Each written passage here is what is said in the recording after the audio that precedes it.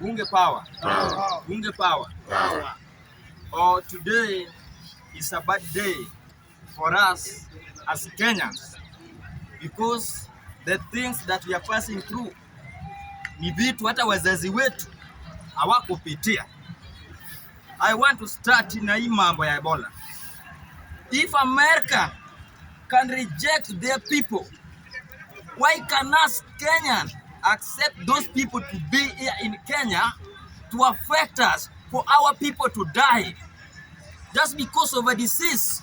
If we cannot cure malaria, how do you feel that our doctors are prepared and are ready to cure Ebola?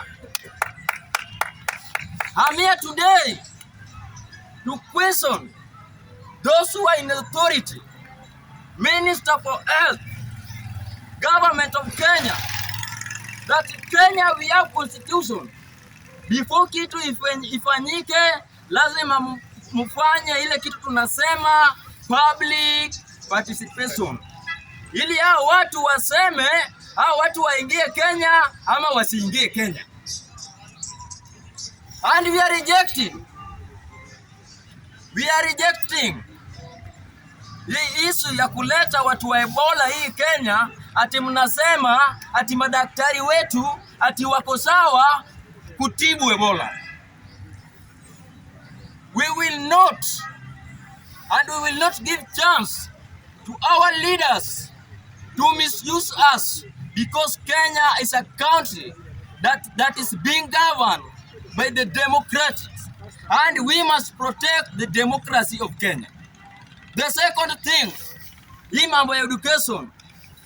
If the government cannot protect our brothers and sisters in school or our children, then boarding should be dissolved.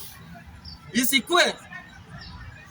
Iwezi kuwa kila siku, kila mwaka wazazi wanapeleka watoto shuleni, lakini ile habari wanapata ati mtoto wako ambaye alikuwa form 4 form 3 ameaga dunia. It's so painful to a parent in Kenya. Bunge power. The last thing, I want to question the Minister of Security. You should protect our youths.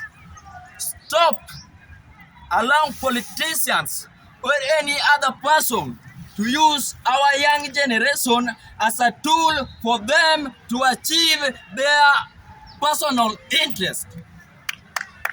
We condemn what happened yesterday or the other day. What we should do as the government of Kenya, as our leader, whether you are in opposition or in government, provide job for young people. Because kijana akipata kazi, haizi sponsor aende apige mtu. Empower watoto wetu, ili watoto wetu wapate kazi ya maana ya kufanya. And if you want to use youth, first person for you to use is your child.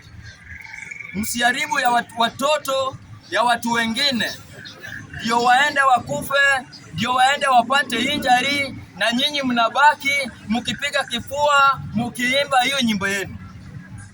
We will not allow such kind of things.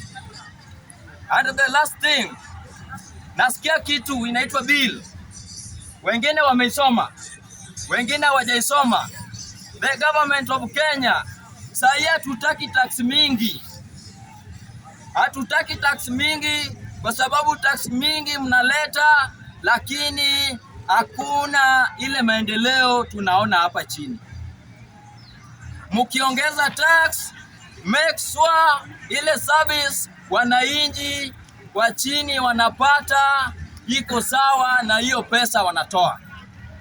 Na nasikia kwa hiyo bill, proposal bill, kuna vile wanataka kuongeza tax kwa mtumba.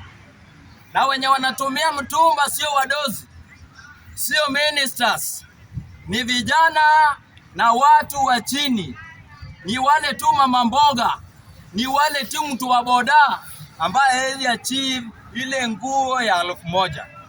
So as people of Kibera and Kenya as a whole, we need this government to be accountable.